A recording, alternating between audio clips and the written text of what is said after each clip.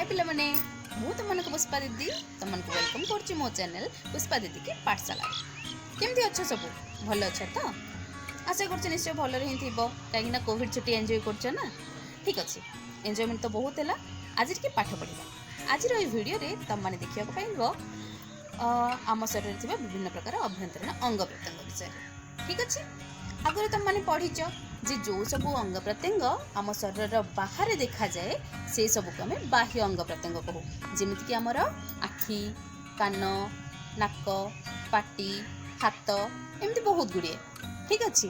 ठीक सेमिति जो सब अंग प्रत्यंग आम शरीर भितर अच्छी अर्थात आमको देखा जाऊनी ठीक अच्छे। जो सब अंग प्रत्यंग देखा जाऊनी आम शरीर भितर अच्छी से सब होची आम शरीर अभ्यंतरीण अंग प्रत्यंग ठीक अच्छे।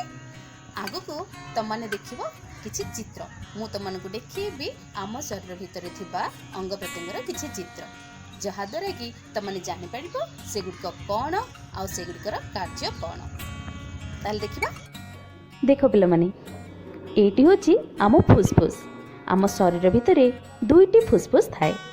यह आमे नेउथबा प्रश्वास वायु को विशुद्ध करिबारे सहाय्य करे।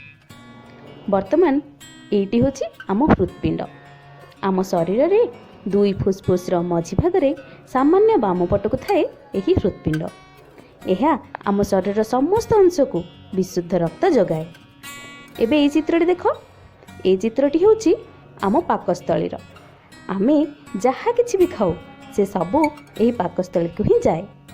एठी आमे खाइथिबा खाद्य हजम हुए। एबे ए चित्र को देख यह होची आम मस्तिष्कर चित्र आमे जहाँ किछि भी कार्य करू से सबू काम मस्तिष्कर आदेश ही होता है। देखिल तो पिला माने ठीक यही भली यकृत वृक्क मध्य आम शरीर अभ्यंतरीण अंग। ताले पिला माने देखिल तो आम शरीर में केते गुड़िए अभ्यंतरीण अंग प्रत्यंग अच्छी। आशा कर भिडियोटी निश्चय तुमको भल लगी जब भल लगी जल्दी जल्दी मो चैनल को लाइक कर सब्सक्राइब कर आउ बेल आइकन को दबाई दियो ठीक अच्छे। रोची बाय बाय।